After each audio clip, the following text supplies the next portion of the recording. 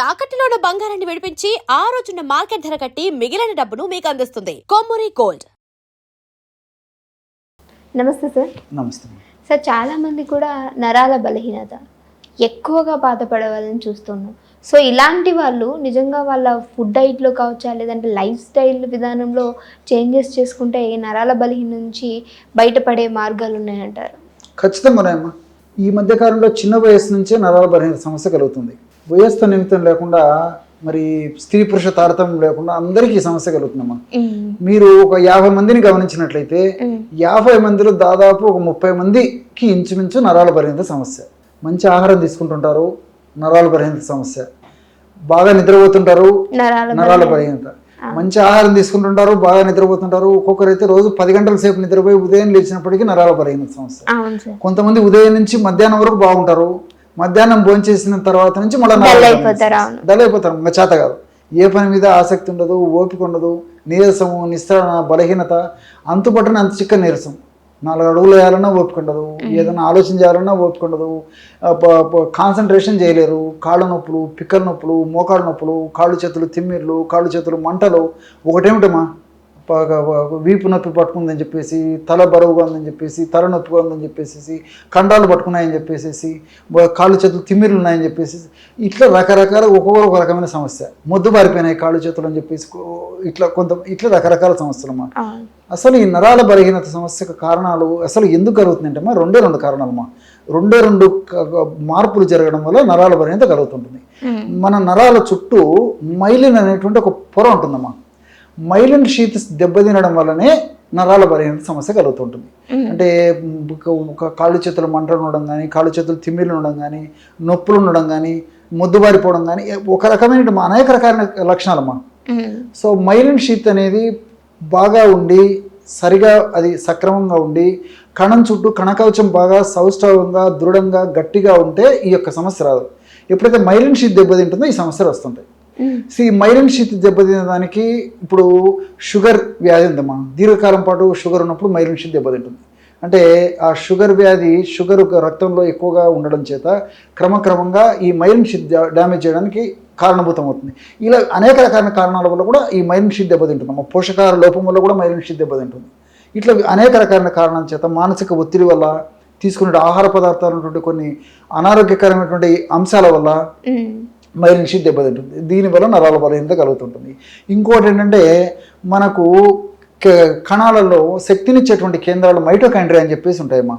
ఈ మైటోకాండ్రియా వల్లనే మనకు శక్తి వస్తుంటుంది. మనం నడవాలన్నా, కూర్చోవాలన్నా, లేవాలన్నా, ఒకరితో మాట్లాడాలన్నా, ఆలోచన చేయాలన్నా, మరి ఏది చేయాలన్నా మైటోకాండ్రియా సమర్థవంతంగా పనిచేయాలి. ఈ మైటోకాండ్రియా సరిగ్గా పనిచేయకపోవడం చేత కానీ, మైటోకాండ్రియా ఉత్పత్తి సరిగ్గా కణాల్లో లేకపోవడం చేత కానీ నరాల బలహీనత సమస్య కలుగుతుంటుంది. సో ఇది జనరల్గా.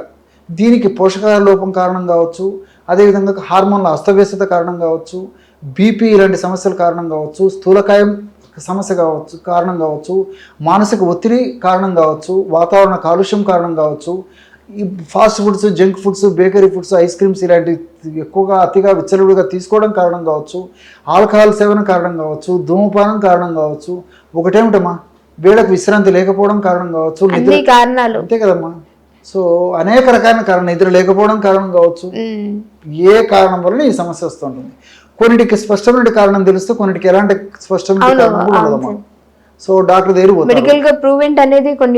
ఉండదమ్మా. ఫర్ ఎగ్జాంపుల్, ఒక నరాల బలహీనత ఇలాంటి లక్షణం ఉన్నప్పుడు డాక్టర్ దగ్గర పోతే సార్ డాక్టర్ అన్ని పరీక్షలు చేసేసి నార్మల్ అని చెప్తాడు. సిటీ స్కాను, ఎంఆర్ఐ స్కాను, తర్వాత ఎక్స్రే, రక్త పరీక్ష, యూరిన్ టెస్ట్, వాటినా తెలుసమ్మా. అన్ని పరీక్షలు చేస్తాడు. వ్యాధి నిర్ధారణలో భాగంగా ఏం లేదండి అని చెప్తాడు. సో వీళ్ళు ఏమనుకుంటారు, నేను ఇంత కష్టపడి డాక్టర్ దగ్గర పోయి ఇంత సమస్యతో బాధపడుతుంటే అన్ని పరీక్షలు చేయించేసి ఏం లేదని చెప్తాడు, నాకేమో నొప్పి తగ్గట్లేదు అని చెప్తాడమ్మా. సో అక్కడికి కూడా డాక్టర్స్ భరోసా ఇచ్చేసి ఏం లేదండి, మీరు మానసికంగా ధైర్యంగా ఉండండి, మంచి ఆహారం తీసుకోండి, టయానికి రెస్ట్ తీసుకుంటుండి, మీరు ఏం లేనప్పుడు ఎందుకు ఇలాంటి బాధపడుతుంటారని చెప్పేసి కూడా వాళ్ళు భరోసా చెప్తారు, ధైర్యం చెప్తారు. ఆ చాంబర్లో అంతసేపు ఆ ధైర్యం, మళ్ళీ బయటకు వచ్చేప్పటి నుంచి యథారాజే తదా ప్రజ, మళ్ళీ బాధపడుతుంటారు. వాళ్ళు పాపం మానసికంగా కూడా చాలా కుంగిపోతుంటారు. సో ఏది ఏమైనప్పటికీ మరి సమస్య ఉండి మందులు వాడడం మంచిది. ఒక్కోసారి సమస్యలో ఏది బయటపడదాం. అలాంటప్పుడు మరి ఏం చేస్తారమ్మా, కాబట్టి ఇప్పుడు మనం చెప్పుకోబోయేటువంటి ఔషధము స్పష్టంగా కారణం తెలిసి డాక్టర్లు మందులు ఇచ్చి ఆ మందులు వాడుకుంటూ కూడా ఇది వాడుకోవచ్చు. మరి ఎలాంటి కారణం స్పష్టంగా లేకపోకుండా కూడా నరాల బలహీనత సమస్య వచ్చినప్పుడు కూడా నేను చెప్పినటువంటి ఔషధం చాలా సమర్థవంతంగా పనిచేస్తుందమ్మా. ఔషధం ఎలా తయారు చేసుకోవాలంటే అశ్వగంధ చూర్ణం ఒక 100 గ్రాములు తీసుకోవాలమ్మా. అశ్వగంధ చూర్ణం మనం మార్కెట్లో దొరుకుతుంది. అశ్వగంధ చూర్ణం 100 గ్రాములు తీసుకొని ఆ 100 గ్రాముల అశ్వగంధ చూర్ణంలో 50 గ్రాములు ఈ యొక్క వామును వేయించి చేసినటువంటి చూర్ణం కలిపేసేయాలి. అదేవిధంగా ఒక 10 గ్రాములు దాల్చిన చెక్క చూర్ణము, 5 గ్రాములు లవంగాల చూర్ణం. దాల్చిన చెక్క లవంగాలు కాస్త వేయించి కలిపితే మంచిదమ్మా.